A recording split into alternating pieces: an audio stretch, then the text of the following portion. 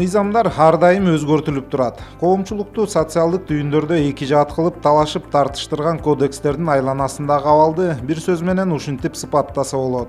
Кеп соттук укуктук реформаны ишке ашыруу максатында 2016 жылы кабыл алынып, 2019 жылдын 1 январынан тартып күчүнө кирген жаңы 5 кодекс жана 2 мыйзам туурасында. Алардын айрым беренелери жыл башында чоң талкуу жараткан. Алсак эң эле резонанстуусу коомдук жайда түкүргөн үчүн 5500 сом, же болбосо унааны мас абалында башкарган үчүн 17500 сом, спирт ичимдигин аныктоочу жайга баруудан баш тарткан үчүн 6000 сом айып пул. Бир тарабы айып пулдар аша чапкандык менен жазылганын айтса, экинчи тарабы бул тартипти орнотот деп чыгышты. Талкуулар токтобой турган чакта күн мурун президент аппаратынын демилгеси менен соттук укуктук реформа алкагындагы иш-чараларга мониторинг жүргүзүү боюнча эксперттик топ менен Жогорку Кеңештин депутаттары, өкмөт мүчөлөрүнүн жолугушуусу орун алды. Былтыр президенттин жарлыгынын негизинде соттук реформа боюнча мониторинг жүргүзүү эксперттик жумуш топ түзүлгөн. Ошонун алкагында бир топ жумуштар аткарылган. Андан кийин билесиздер, ушул январдан баштап өлкөбүздө 5 кодекс жана 2 мыйзам күчүнө кирип азыр ишке ашырылып жатат. Ошого байланыштуу бүгүнкү ошо кодекстердин иш алып баруусу боюнча кандай демилге, кандай ушу мыйзам өзгөртүүлөр керектиги бүгүн ушу кеңири ушу депутаттар менен жана ушу атайын кодекстерди иштеп чыккан авторлор менен атайын ушу президенттин аппараты, анан президенттин демилгеси менен өткөзүп атабыз ошол бүгүнкү иш-чараны. Жаңы кодекстер кылмыш, жоруктар, бузуулар, кылмыш жазык жана жазык аткаруу. Алардын арасынан айрым беренелери башка мыйзамдарга карама каршы келген, же жаза адилеттүүлүгүнүн принциптерине дал келбеген учурлар бар экенин иш тобунун эксперттери четке какпайт. Бирок бул соттук укуктук реформаны ишке ашыруунун концепциясына олуттуу таасир этпейт. Аларды мыйзамдарды иш жүзүндө көрүп, зарыл болсо тийиштүү түзөтүү киргизсе болот. Негизинен жаңы кодекстер кылмыштын оордугуна жараша жаза берүү, башкача айтканда гумандаштырууга басым жасайт. Жөнөкөйлөтүп айтканда калк арасында көп айтылган тоогурдаган 10 жылга кесилип миллиондоп уурдагандар эркиндикте жүрөт деген сөздөргө жооп. Анан дагы айрым беренелер ашыкча гумандашып кеткен деген кинелерге да эксперттик топтун мүчөлөрү жооп берди. Во-первых, это безусловно гуманизация. Албетте, биринчи кезекте гумандаштыруу. Бул коомдук коркунучтуу иш-аракеттерди кылмыш, жорук жана бузууларга бөлүү. Кылмыштар жазык кодекси менен каралат. Кылмыш жоругу кылмыш жазык кодекси менен каралат. Бузуулар тууралуу кодексте каралат.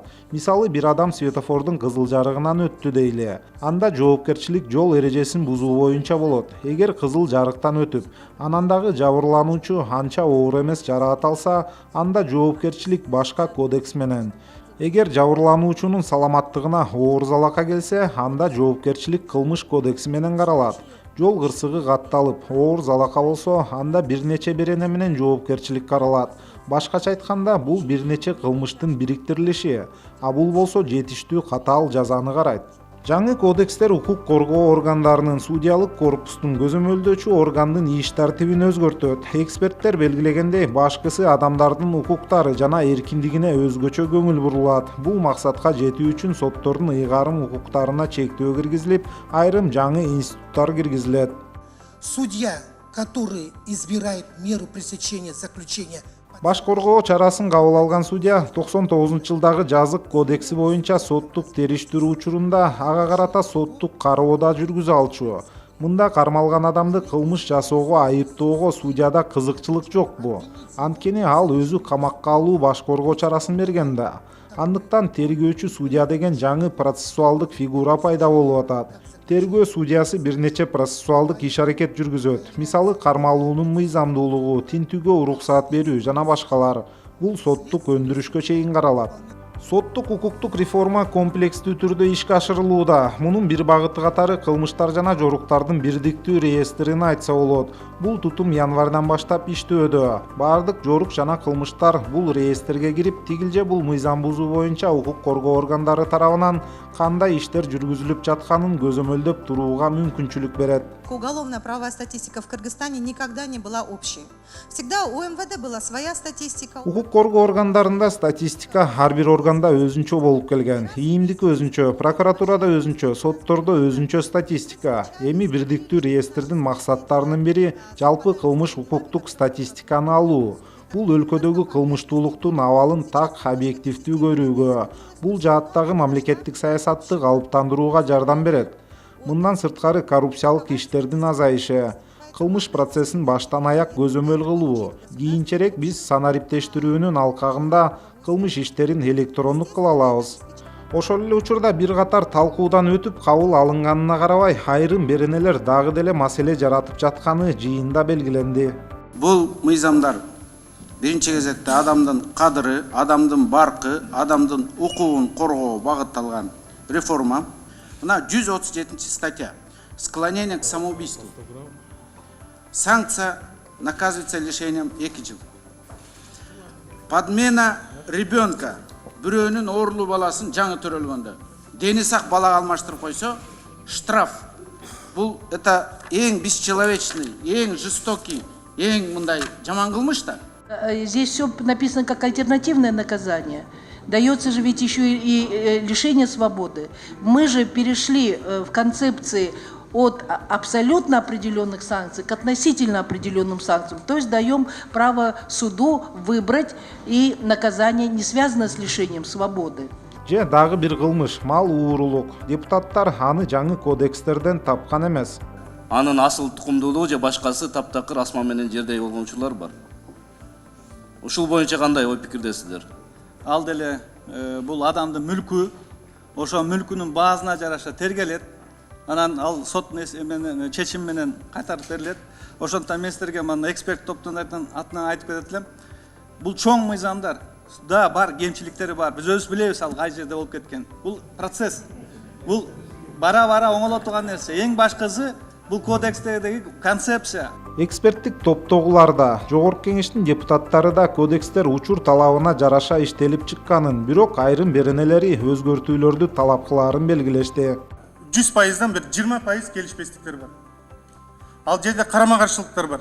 Ал боюнча иштешибиз керек. Ал боюнча күнөөнү азыр жанагы вдова унтер-офицері деген бар, өзүн камчылагандан эч бир маселе чыкпайт. Анан көрө мен реалдуу түрдө суроолуу эме тапшырмаларды айтат элем. Курон Сапарович, азыр түшүш керек. Секретариат Совета по судебной реформе деген бар. Мына 2 отдел бар жогорку кеңеште. Тыгыз комитеттин отделдери тыгыз иштеп, планды бир 2 этапка бөлүш керек. Чукул маселелер бул мына бир 20 күн ичинде кирип биз карашыбыз керек. Чукулдан тышкары маселелерди кабыл алуу, кароо маселесин киришибиз керек. Эске салсак, президент Жээнбеков январдын башында жаңы кодекстердин ишке кирүүсү боюнча өз пикирин билдирген. Эмне үчүн үйүңдө түкүрбөсөң, башка жака түкүрүшүң керек. Мына бул мисал да.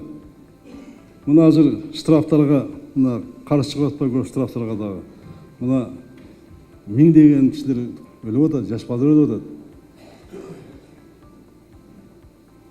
6000, 7000 дегенде жаракат алып атат. Анын артында жетим калган канча балдар бар, канча миллион трагедиясы. Арак ичкендер, мына мисалга айтайын. Жол эжен сактабагандар көп болуп атат да.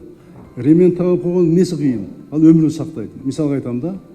Керектүү нерсенин баарын биз киргизишибиз керек. Киргизсек болбойт.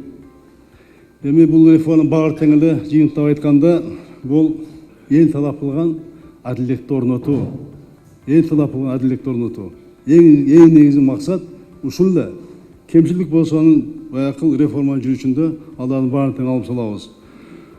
Дагы айтам, бул реформалар сот системасын же укук органдардын кызыкчылыгын коргош эмес, бул реформа биздин жөнөкөй жарандардын кызыкчылыгын коргоо маселеси. Жыйында маалым болгондой, учурда өкмөттө тийиштүү топ кодекстеги айрым мүчүлүштүктөрдү жоюу боюнча иш алып барууда. Мындан сырткары тийиштүү мамлекеттик органдардын, эксперттердин катышуусундагы топтагы бул багытта иш алып барып, жогорку кеңешке тийиштүү өзгөртүүлөрдү сунуштамакчы.